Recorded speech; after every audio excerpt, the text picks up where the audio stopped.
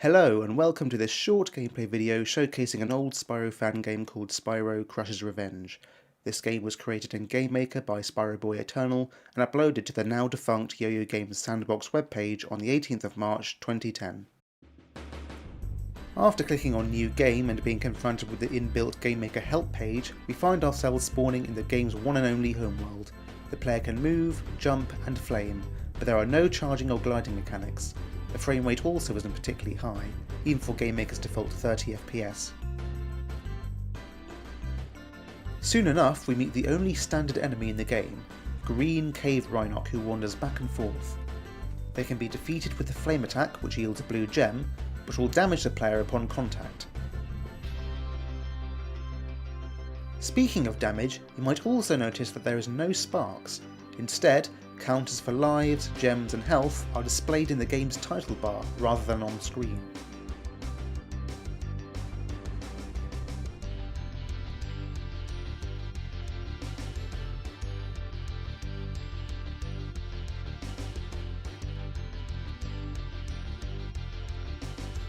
At the very end of the homeworld, you'll find moneybags guarding the portal to the boss, and as usual he demands an entry fee.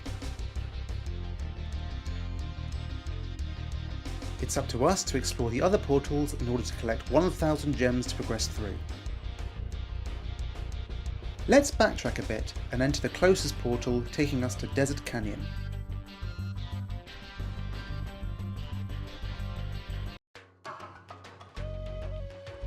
As we arrive, you'll notice that this new level reuses many of the same resources found in the homeworld. Whilst I'm giving this level a playthrough, it might be worth talking about where the game's assets are sourced from. The sprites for Spyro, the gems, the Green Cave Rhinoc, moneybags and the final boss Crush are all taken from the isometric GBA games, namely Spyro Season of Ice and Spyro Season of Flame. The music, of course, is taken from the original PlayStation trilogy, but there are no sound effects. The terrain is made up of hue-shifted versions of a block sprite taken from the resource packs that were available on the Yo-Yo Games Sandbox webpage, as is Spyro's animated flame attack and the various background images used for each level. The only custom sprites appear to be the portals and this extra health power-up which I passed by. From watching me play this level, you might have noticed that the collision is pretty jank, but we've managed to survive to the end.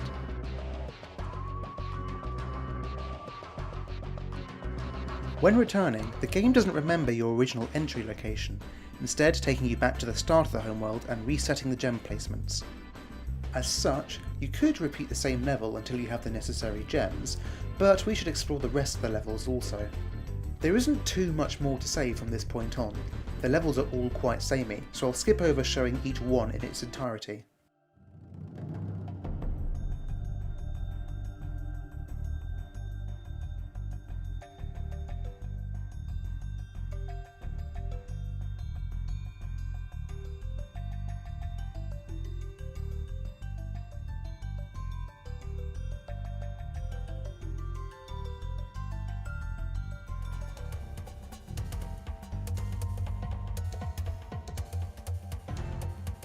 And here I experience my first death, which sends me back to the start of whatever level I'm on.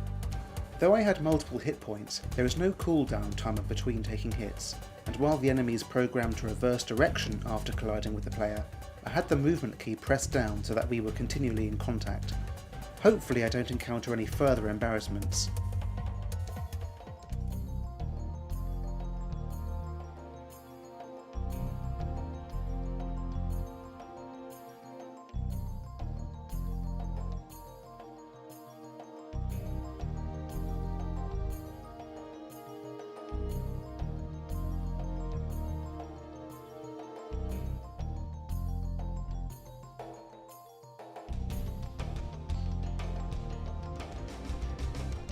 At long last we have enough gems to pay moneybags.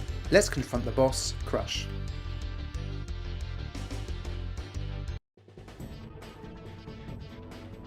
Crush's AI is very limited.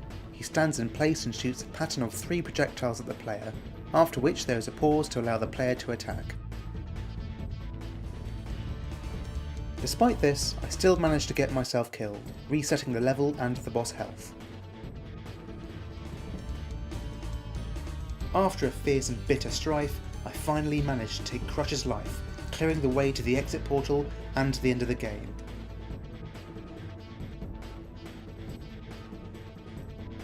And that's pretty much all there is to Spyro Crush's Revenge.